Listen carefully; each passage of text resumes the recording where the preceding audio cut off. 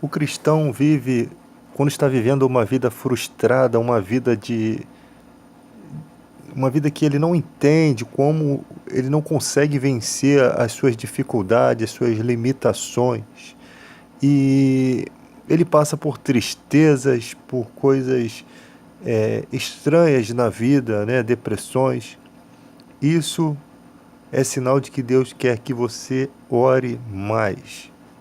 Você precisa entender que às vezes Deus permite esses acontecimentos para que venha no seu coração o desejo de orar, porque a maior rebeldia do coração do homem é o fato de ele não desejar orar. Ele sai guerreando com o conhecimento bíblico que ele tem, com a intercessão do Espírito Santo que tem na vida dele, mas ele não consegue combater contra a sua carne. Somente com a oração, somente com o seu pensamento voltado a Deus. Isso é uma instrução que Paulo deixa à igreja. Ele diz, eu não posso me gloriar na minha carne. Não tem como você, mesmo sendo Paulo, um homem capacitado para viver em jejum, em consagração, ele não se gloriava na carne, ou seja, ele não deixava de orar, ele não deixava de buscar a Deus, ele não deixava de buscar forças para combater o bom combate, porque são coisas espirituais que estão lutando contra a sua vida, e você é um ser que tem sentimentos, um ser que vai receber todo esse bombardeio. Sem a oração, você não tem forças. Como Jesus disse, sem mim nada podeis fazer. Certa vez os discípulos não conseguiram expulsar uma casta de demônios porque só quem vivia em jejum e oração que conseguiria. Existem poderes mais fortes e você precisa entender isso. Você, eu, todos nós cristãos precisamos entender isso. A gente sai combatendo contra a política, contra tudo, contra todos, mas não temos força, porque sem oração a gente logo desvanece, desanima. O mal sabe por onde começar a nos atacar. Então Deus às vezes tem que remover tudo que está em volta da sua vida e te deixar numa zona livre para que você possa entender isso. Para que enquanto você não refletir isso, Deus vai cuidar de você nesse momento, mas enquanto você não refletir sobre isso e não tomar essa posição, você não vai passar por esse vale. Precisa entender isso. E não é oração água com açúcar, não. É aquela oração sincera, é aquela oração que... Eu lembro de uma coisa que Paulo sempre disse, é uma coisa que está escrito, se tem alguma coisa boa para pensar, né, o teu pensamento tem que ser levado às coisas boas. Se tem alguma virtude, é nisso que pensais. Se tem alguma virtude naquilo, isso seja que ocupe os seus pensamentos. Está escrito na palavra. Tem que ocupar o pensamento com a oração, com a comunhão. Como diz lá em 2 Coríntios 5,15, ele morreu por todos para que os que vivem não vivam mais para si, mas para ele. Nós temos que conquistar as coisas celestiais que estão disponíveis, né? E que o mundo não tem como tomar posse delas, porque o mundo não conhece o Espírito Santo, não pode receber, não enxerga. Você tem uma nova missão, você tem uma diferença, você dá um passo à frente, tem mais possibilidade, você se tornou co-herdeiro com Cristo, raça eleita. Deus te tirou do império das trevas e transportou para o reino do Filho, está lá em Colossenses 1,13. Ele te selou, ele te fez propriedade exclusiva, mas para quê? Para que você conseguisse alcançar as coisas espirituais. Veja como Paulo era conduzido pelo Espírito Santo. Muitas vezes Paulo não podia entrar em certas cidades porque o Espírito Santo não deixava. Ele disse, não sou eu que vivo, Cristo vive em mim. Ele não podia tomar a liberdade de ir para onde quisesse. Foi exatamente isso que Jesus disse a Pedro, quando disse, tu me amas, Senhor, tu sabes que eu te amo. Quando tu eras novo, vestia-se e andava por onde queria, mas quando for velho, te cingirão e te levarão para onde não queres. Significava o tipo de morte que Pedro glorificaria a Deus. Já estava escrito a história de Pedro. Até os fios da cabeça de Pedro estavam contados.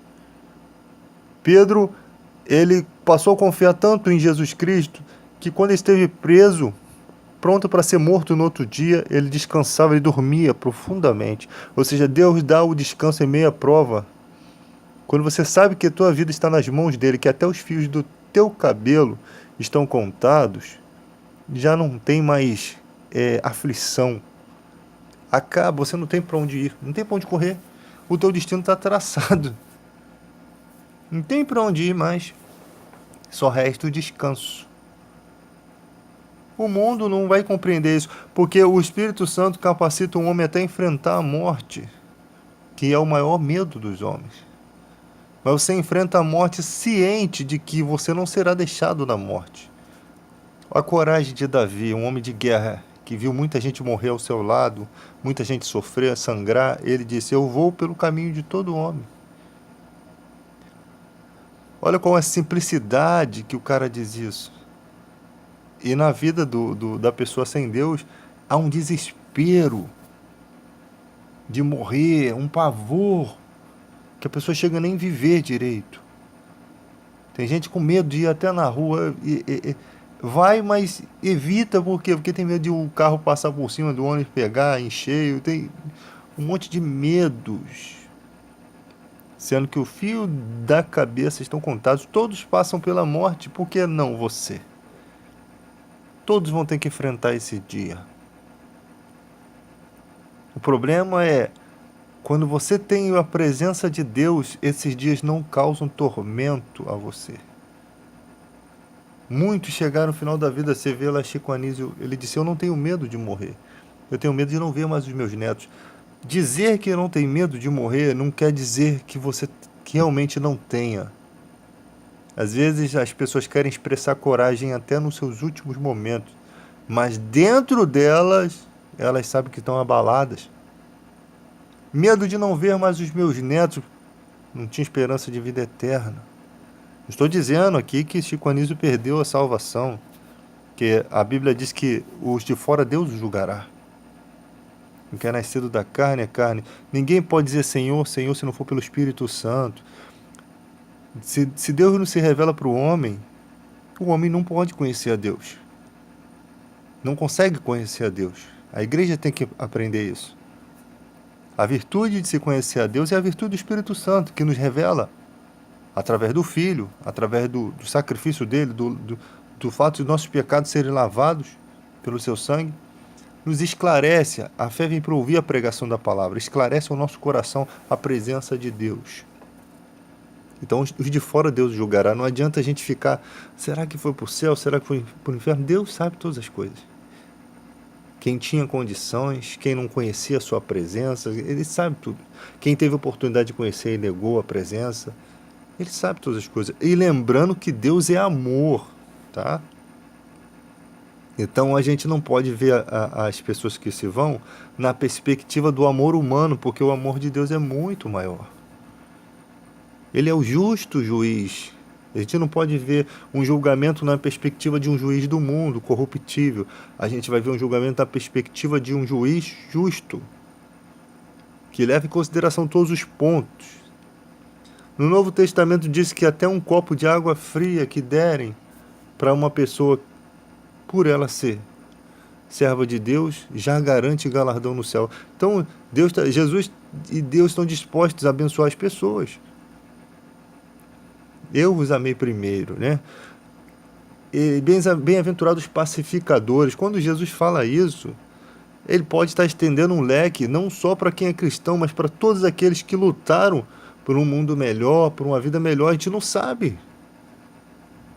A gente só sabe que quem tem a iluminação do Evangelho será julgado pelos critérios da palavra. Mas quem não tem? Como é que Deus vai julgar, se Deus não levou no passado em consideração a época da ignorância? Fique com essa palavra aí hoje.